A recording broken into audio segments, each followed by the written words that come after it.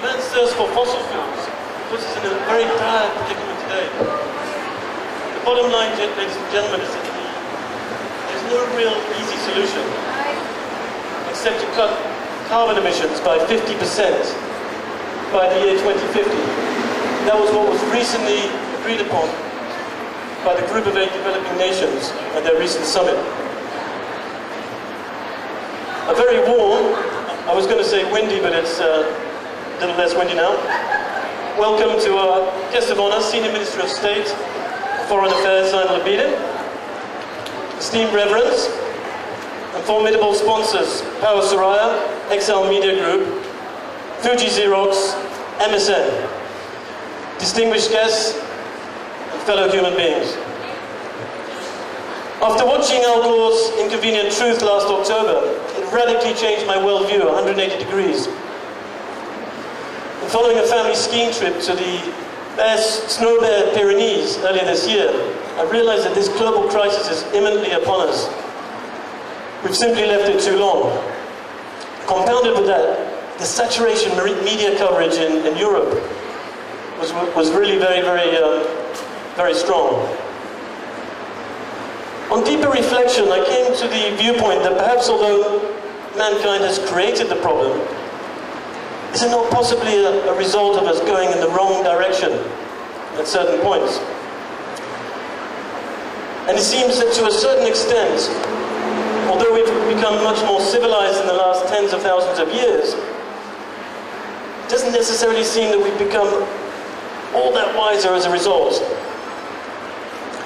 To cite an example, in my earlier years as a yacht broker and the last 18 years in Southeast Asia, I recall dealing with a gentleman from Pontiac, Kalimantan. We had to go over in the early one new year about 16 years ago, deliver some parts, fixed a few warranty issues, and collect the inevitable balance payments on his boat. We got there, we took the boat for a sea trial, and the gentleman, the owner, got behind the wheel and proceeded to drive it full bore from the berth, screaming across the bay. And as we approached several quaylongs, he literally just, well, he didn't back off on the gas. He just kept going, to our amazement. He then took a big wide U-turn and just clipped the edge of a reef and mangled the propellers, what we call in the business cauliflowering the propellers.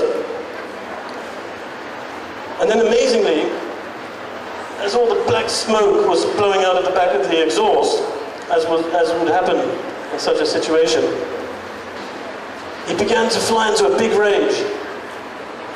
And I think the Australians call it throwing the toys out of the pram. We tried to explain to him, look, there's certain operational procedures when you drive a luxury yacht. Unfortunately, he didn't quite see things our way. And to cut a long story short, later that evening in the hotel, he picked up a faulty VHF radio set and threw it as hard as he could against the wall. He then got my boss into a bear hug, pulled out a revolver, pointed it to his head, and suggested that if we wanted to go back to Singapore, we ought to fix his radio set. Okay, these are obviously a very this is obviously a far-fetched example, but ultimately we actually became hostages in Pontiac for 3 days, and even after calling the British Embassy in Singapore through my dad, they said, they really didn't advise against any escape. But the reason for the story is the one general trend that did remain throughout my career, although most of the clients didn't use artillery or light artillery to conclude a deal. But there was always a sort of overriding bloodthirsty zeal to squeeze every penny out of the deal. And often it was, well, always it was at the expense of the broker. So exploiting other people to their advantage. And as time grew on, I noticed it was sort of getting more and more heedless of integrity and morals.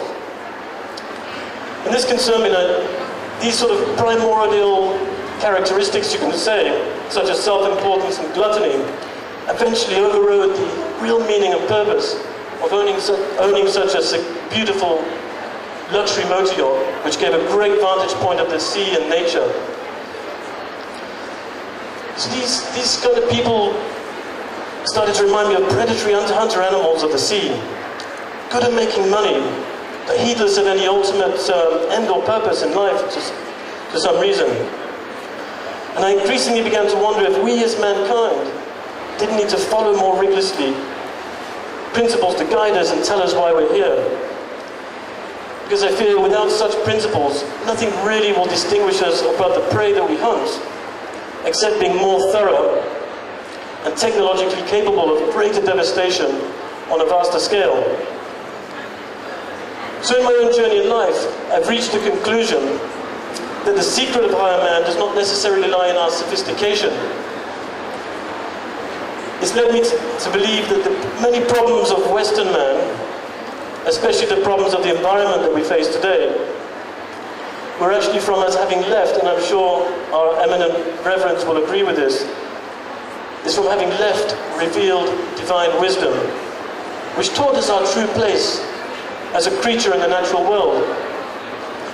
Without that, it seems to me that we continue to consume and burn nature with even more increasing technological styles, commercially exploiting things, and eventually ruining this world. And I think there is a sense of emptiness there.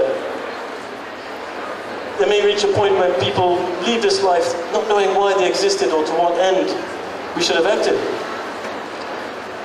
When we look around this magnificent universe, we see everything just working in perfect order, swimming around.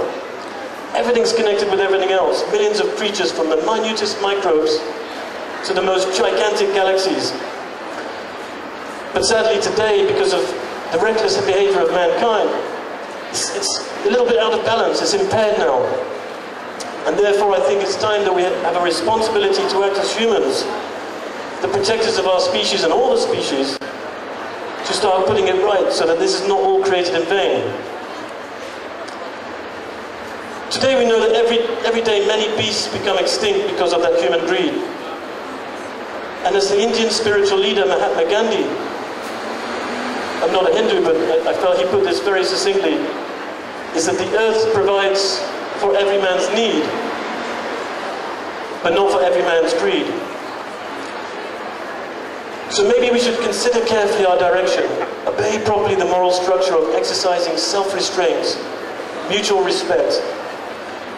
For I certainly believe, and I'm sure our eminent reverends will agree, that the possibility is there that the key to saving mankind from hitting the rocks of disaster that we seem to be heading, and possible human extinction by the next century if we're not careful, is held in the wisdom of the ancients. And hopefully then we will not become strangers amongst strangers, but as we should be, friends amongst friends.